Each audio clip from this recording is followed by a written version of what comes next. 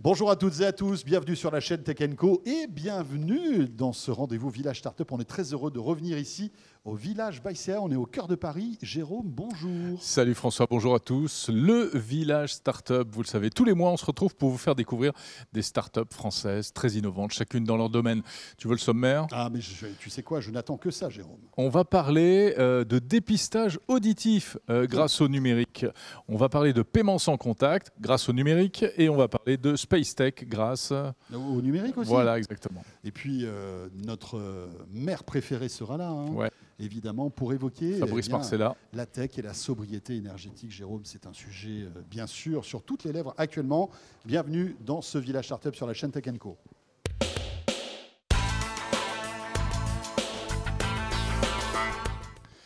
Nous allons donc accueillir notre premier invité. Il s'agit de Franck Chastenay, directeur des opérations de la société SonUp. Bonjour. Bonjour François, bonjour Jérôme. Bonjour Franck. Effectivement, on est directeur des opérations et associé de SonUp. Alors, Et bien associé, le micro oui. en face parce que Tout à fait. et après ça énerve notre réalisateur, vous le savez. Vous faites bien de me Qui peut- recadrer par rapport à Qui peut ça. parfois être assez agressif. Le principe, Franck, 6 minutes, bien évidemment, pour découvrir SonUp. C'est parti. Alors donc, vous digitalisez en quelque sorte le dépistage auditif, c'est ça? Oui, tout à fait. En fait, nous avons développé des applications de diagnostic et de dépistage des troubles auditifs. Voilà, en fait, alors pourquoi? On est parti d'un constat, un chiffre assez simple, c'est qu'en France, il y a 1,5 million de malentendants qui ne sont pas équipés. Et contrairement à ce que l'on peut croire ou penser, en fait, il n'y a pas que des retraités dans ce 1,5 million. Bien sûr, ça peut commencer très jeune, les problèmes d'audition. Tout à fait, et puis on le voit aussi dans le monde de l'entreprise avec des personnes qui sont concernées. Voilà. Bien sûr, puisqu'on le sait, hein, il y a des environnements de travail qui ne sont pas forcément très bons justement pour en fait, l'audition en quelque sorte, hein. Tout à fait. Et alors donc, qu'est-ce que vous proposez comme solution? Alors en fait, tout d'abord, en fait, on est parti dans un constat assez simple. En fait, c'est qu'il y a 4 freins en France à l'équipement en appareil auditif. Et dans ces 4 freins, il y a 3 faux freins. Donc ces freins, c'est le coût. 2, c'est l'aspect esthétique. Les doutes sur l'efficacité et le manque de dépistage. Ces 3 faux freins, c'est les 3 premiers finalement. Le coût, depuis 2021, en fait, il y a le reste à charge zéro sur une partie des appareils. Qui a été mise en place par le gouvernement. Tout à fait. Le deuxième, c'est sur l'aspect esthétique. On est très loin quand même maintenant des appareils auditifs qu'ont pu connaître nos grands-parents. Maintenant, c'est assez discret et peu visible. Et sur l'efficacité, maintenant, en fait, il n'y a plus de doute sur cette efficacité. Donc vous vous attaquez au 4e frein. Exactement, tout à fait. C'est sur effectivement ce dépistage. Donc en fait, on a développé ces applications justement pour démocratiser cet accès aux tests auditifs. Notre objectif, en fait, il est assez simple, c'est d'amener le test aux personnes dépistées, plutôt que l'inverse. Parce qu'aujourd'hui, quel est le parcours en fait, de quelqu'un qui veut se faire dépister? Comment ça marche? La personne qui va se faire dépister, le parcours, finalement, soit cette personne s'en rend compte et va aller chez l'ORL, ou alors chez l'audioprothésiste. Mais finalement, on s'aperçoit que les personnes y vont assez tardivement. En France, la plupart des personnes qui se font appareiller, c'est très tardivement. Et nous, justement chez SonUp, nous souhaitons faire en sorte que le patient rentre plus précocement dans son parcours de soins auditifs. Alors de quelle manière? Donc vous avez développé une application, Tout à un fait. équipement spécial. En fait, mais qui est spécial, plus pas léger tant que ça. qu'on trouve chez le. C'est juste avec un casque en Juste un Bluetooth casque. qui est exclusif SonUp et une tablette. Un casque exclusif, c'est-à-dire que ça ne marche pas avec tous les casques. Exactement, parce que nos D'accord. casques sont calibrés. Tout à fait. Donc c'est pour ça. Et deuxième élément, en fait, c'est une tablette Android ou iOS. Vous téléchargez l'application et puis après il faut le casque en revanche SonUp. Alors, comment ça fonctionne en fait? Donc moi je veux me faire dépister, je change de casque. Ouais, en fait, c'est pas disponible auprès de B2C. tous les particuliers. Voilà. Exactement, B2C, c'est sur le B2B. Et en fait, on adresse à 4 marchés. Premier marché que l'on a adressé depuis un certain temps, maintenant, c'est le marché des opticiens et des pharmaciens.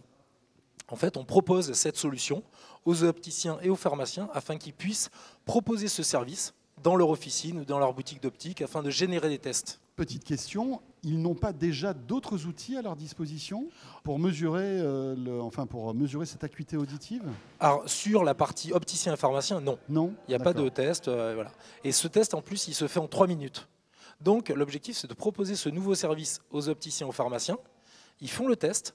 Derrière, toutes les personnes qui sont dépistées avec un trouble auditif Nous, on a un service patient qui va appeler ces personnes-là pour répondre à leurs questions et envoyer ces personnes-là chez des audioprothésistes. D'accord. Autour des opticiens et des pharmaciens pour créer cette synergie locale, interprofessionnelle finalement. D'accord. Alors il nous reste 2 minutes. Est-ce que c'est aussi fiable qu'un test fait chez un ORL?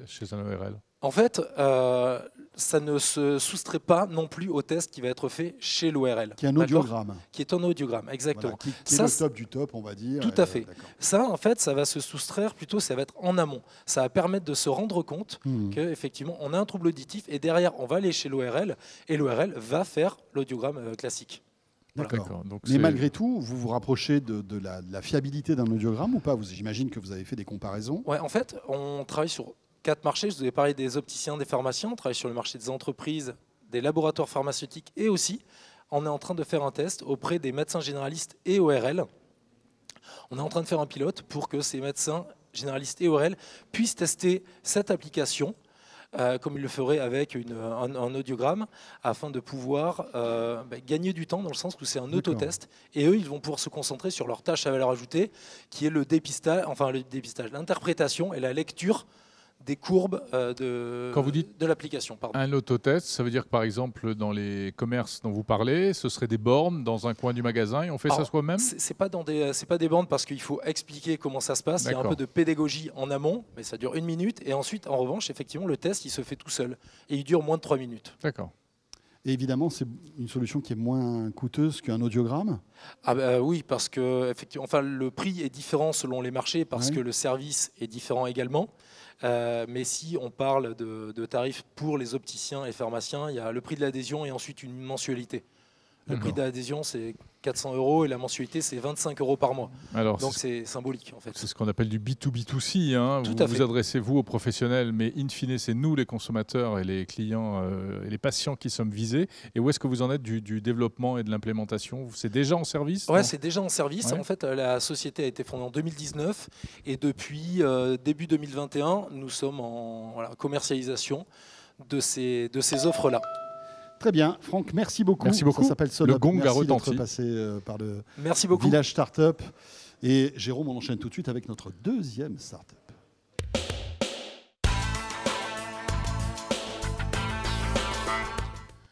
Regardez ce petit bracelet en plastique, ça n'a l'air de rien. Eh bien, c'est une carte bancaire pour payer dans les magasins sans contact, François. Et ça s'appelle Five avec un Y. Et Eric Barbedienne nous fait le plaisir d'être avec nous sur le plateau donc, de Village by CA. Bonjour, enchanté, merci de m'inviter. Bonjour Eric, bonjour. Directeur commercial donc, de Five. Oui. Alors on va lancer le chrono, voilà. 6 minutes et on vous pose notre première question. Vas-y Jérôme, je t'en prie. Je sens que ta première question Comment puis-je payer dans les magasins avec ce bracelet, Eric? En fait c'est très simple, en fait on a un pack qui est ici sur lequel on a 2 bracelets interchangeables, une carte bancaire au format carte SIM, ici présent, que vous glissez dans le bracelet. Sur votre humeur, vous pouvez vous mettre en rouge, en blanc, en vert, en bleu, en noir, selon la tenue vestimentaire ou autre, et vous payez tout sans contact. D'accord, entièrement, donc dans tous les commerces qui acceptent le sans contact, c'est vrai qu'ils sont de plus en plus nombreux maintenant. Hein. Exactement, oui. Ok. J'imagine qu'au départ, il faut recharger la carte Il faut mettre de l'argent dessus. Bien sûr. Alors, dès le départ, nous offrons 5 € de crédit sur le bracelet pour pouvoir utiliser le bracelet dès le départ. Et après, vous pouvez recharger. Vous avez plusieurs manières de le recharger. Soit vous achetez des recharges dans les bureaux de tabac ou les maisons de presse. Ça va de 20 jusqu'à 500 €. Et après, sinon, vous pouvez transférer de l'argent via votre compte vers le nouveau compte Five. Parce que comme c'est une carte bancaire, vous avez directement un compte sur lequel vous pouvez transférer votre argent. Alors Eric, ça a l'air très sympa, mais à quoi ça sert finalement? Parce que avoir un moyen de paiement dématérialisé en fait autour de son bras, par exemple, dans quels usages ça peut avoir du sens? Parce qu'aujourd'hui, soit on a une carte bancaire, soit on a aujourd'hui le téléphone aussi pour payer. Ou la montre. Oui, alors en fait, ce qui se passe, c'est que l'usage, il est pour tout le monde. L'avantage de cette carte bancaire, elle est étanche. Donc par exemple, on se dit, vous voulez aller vous baigner, vous allez dans un camping, vous ne voulez pas vous trimballer votre téléphone portable ou votre montre, si vous n'en avez pas, parce que pas tout le monde a une montre connectée associée avec un compte bancaire, vous pouvez aller vous baigner et puis après aller jeter votre glace, votre panini ou autre directement dessus. Vous voulez aller au théâtre, vous voulez pas sortir votre téléphone ou autre, vous savez que derrière vous pouvez payer avec ça parce que c'est un sans contact. Vous allez faire une course, vous oubliez votre téléphone, vous oubliez votre porte-monnaie pour aller à la boulangerie, vous pouvez payer pour acheter votre baguette de pain ou votre viennoiserie, on va dire ça comme ça. Donc en fait, tout est usage, vous pouvez l'utiliser à n'importe quel moment. Oui, c'est une sorte de clone de notre carte bancaire en fait. En fait, c'est un moyen supplémentaire que vous avez d'utiliser un achat que vous ne pouvez pas le faire. Maintenant, avec la sécurité qu'on a et qu'on a peur de sortir son téléphone ou de montrer, maintenant avec votre carte, vous pouvez le faire directement. Et comme on a un compte sur lequel il n'y a pas de dépassement, on peut consommer que ce qu'il y a sur le crédit. Oui, c'est de des la carte. préchargés en fait. Exactement. Donc on est sécurisé, il n'y a pas de souci à ce sujet. Ça veut dire par là que si je perds ou si on me vole mon bracelet, la personne pourra vider le crédit en quelque sorte, mais ne pourra pas aller bien loin après. Pas du tout. En fait, via l'application, vous pouvez bloquer tout instantanément. Votre compte bancaire, la carte et même le NFC. Je prends un exemple classique. Si on se rend compte que la carte a été volée. Oui, ou alors vous avez peur dans le métro de vous faire pirater votre compte parce que maintenant il se peut qu'un TPE passe, même si on l'entend. Vous pouvez bloquer le NFC pour dire voilà, j'ai pas de souci instantanément. Alors j'imagine que c'est comme pour l'usage de la carte bancaire plastique, c'est plafonné, les paiements sont plafonnés. Exactement, il y a une législation en France, donc c'est 50 € maximum qu'on peut avoir. Et à l'instar de votre carte bancaire classique que vous avez sur lequel vous ne pouvez pas aller au-delà de 5 paiements, nous, on peut aller jusqu'à 150 € d'achat. Donc soit vous faites 3 fois 50, soit 10 fois 15. Et au-delà de 150, elle est bloquée la carte. Et vous devez aller sur l'application pour déverrouiller, le paiement. Parce qu'aujourd'hui, avec des téléphones, on peut, via NFC, payer de manière illimitée, même dépasser le plafond de 50 €. Oui, parce qu'on est on ne peut pas le authentifié. faire aujourd'hui avec ce type de produit. Non, pour l'instant, on ne peut pas, parce que comme c'est régi par la carte bancaire, on ne peut pas le faire et on est toujours bloqué par ce système-là. Parce que là, il y a une identification forte, en fait. Voilà. C'est ça, exactement. C'est comme une carte bancaire classique. On ne peut pas faire autrement. Pour l'instant, c'est ça. En fait, c'est associé toujours à une carte bancaire. Alors, nous, on a aussi une société qui est à côté qui s'appelle Transcash, sur laquelle on vend des cartes bancaires prépayées et sur lequel on essaie d'avoir un microcosme pour partager l'argent entre différents services. Okay. Alors Eric, c'est plutôt malin comme service, mais aujourd'hui le sans contact va bien au-delà du paiement. On voit que le sans contact peut permettre de prendre le tramway, le métro, d'ouvrir des maisons, d'ouvrir des voitures aussi. Est-ce que vous imaginez aussi implémenter ce type de choses ou ce sera vraiment qu'un service lié au paiement? Alors je pense que l'avenir à court terme, c'est d'abord toucher les enfants, puisque pour l'instant, elle n'est réservée qu'aux 18 ans et plus. On va essayer de le faire à partir de 13 ans, parce qu'on ne peut pas avoir de carte bancaire en dessous de 13 ans en France. Je n'ai pas le droit, si j'ai moins de 18 ans, de porter ce bracelet, en théorie? Officiellement, vous devez mettre une pièce d'identité de quelqu'un qui est majeur. Donc voilà. Après, l'évolution numéro 1 est là. Par exemple, vous allez toujours dans le camping. Là, c'est votre enfant qui pourrait y aller pour payer. Et là, c'est pas vous qui allez avec la carte. C'est ça la première évolution. Le deuxième, c'est de faire partager entre les différents types, la paire, la mère et le bracelet, pour pouvoir générer entre la famille. Donc c'est ce qu'on veut générer. Et après, pourquoi pas faire un autre packaging que ce bracelet plastique, mais s'associer avec une maroquinerie ou autre. Et pourquoi pas après développer ce qu'on appelle l'ouverture domotique classique à le faire. On est ouvert à tous les champs des pour possibles. d'autres usages, parce que ça serait formidable de pouvoir prendre les transports, le métro, simplement avec ce type d'objet qui deviendrait un peu universel. Oui, c'est quelque chose on l'a lancé en juillet, donc c'est tout neuf, et donc on est encore au début de l'histoire. D'accord. Donc oui, la cible, c'est plutôt les jeunes, les enfants. Les cibles, c'est tout le monde. Mais c'est vrai qu'on a une grosse opportunité sur les enfants. D'accord. Vous en êtes où Il nous reste en 20 secondes. Le produit est sorti. Combien de clients déjà? Combien de personnes portent ces bracelets? On est dans un package global. Donc on a plus de 250 000 clients avec les cartes et les bracelets. Donc c'est un peu mélangé dans l'histoire. Écoutez, c'est une formidable histoire. On l'a bien fait pour l'été. C'était un produit estival. Là, il y a la Coupe du Monde de football qui arrive. Et puis il y a le ski. Parce que moi, je suis un peu motard. Pour payer au péage, des fois, c'est embêtant de sortir son... Donc vous l'avez, mais voilà. Oui, il y a encore plein d'opportunités. Et puis à l'été prochain, on prépare bien l'été prochain. Parfait. Super. Merci beaucoup. Éric Barbedienne, donc directeur commercial de Five. Merci. Jérôme revient tout de suite pour découvrir une nouvelle start-up.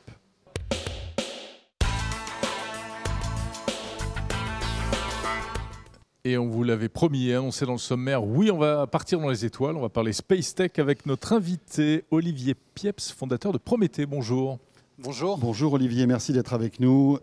Et effectivement, on va parler de Space Tech, un sujet passionnant. Jérôme, on aime beaucoup évoquer tous ces acteurs, tous ces startups qui imaginent l'espace de demain. Dès qu'il y a le mot satellite, on est là. On est là, on n'est pas loin. Prométhée, justement, présentez-nous Prométhée, s'il vous plaît Olivier.